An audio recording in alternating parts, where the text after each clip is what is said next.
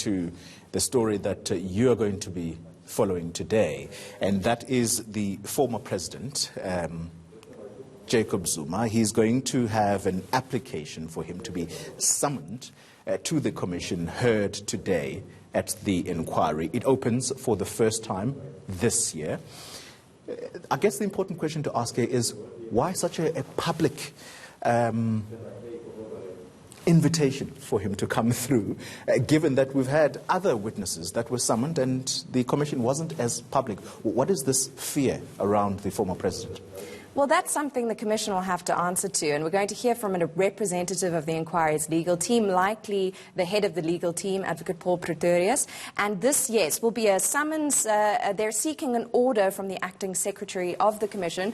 Remember that the first secretary of the Commission was booted after he was implicated in Angelo Agrizi's testimony on Bosasa. So we've had a slew of acting secretaries at the Commission, which may be a concern. But the task of today, in terms of the former president, is to get an order allowing for summonses to be issued for the former president to appear. Why the hullabaloo? Why the great show when other witnesses, Mzwaleni Ramanyi, for example, were issued with subpoenas to appear? The Commission will need to answer for that. And of course, the question is, why is there any doubt that the former president will return when, of course, after his sole week of appearance last year, he addressed some of his supporters outside and said the following.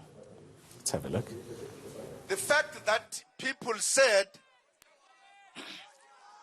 the relationship between Zuma and the Guptas is a corrupt one, they've not used any evidence.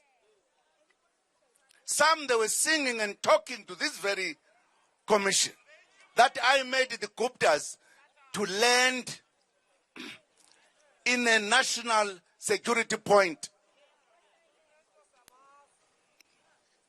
No one has said this one I did. I knew nothing about it, but it has been made to carry.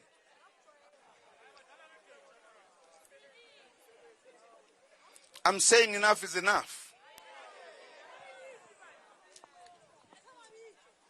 They can try maybe to do whatever they want to do, but in any case, commission continues to do its job. And at the right moment, I will come as agreed with the chairperson of the commission and my team that we will come and do what is necessary to be done. But I think people must not play around.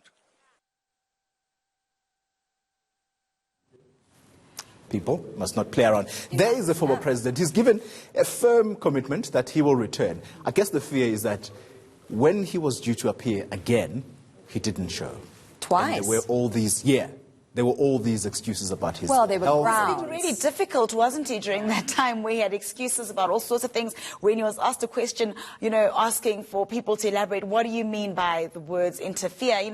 He was being very difficult with answering his questions, and I think that's why people are like, will he really come back? That's the thing. There are two ways of framing it. The one is to be very skeptical of Zuma's reasons for not appearing the two further times he was scheduled to appear last year. He first cited preparation for the arms deal case, which of course is ongoing and due back in court, I believe, next month. The other was ill health, and there were reports that he'd gone to a secret hospital in Cuba for treatment for suspected poisoning. He then flew back to South Africa via Paris.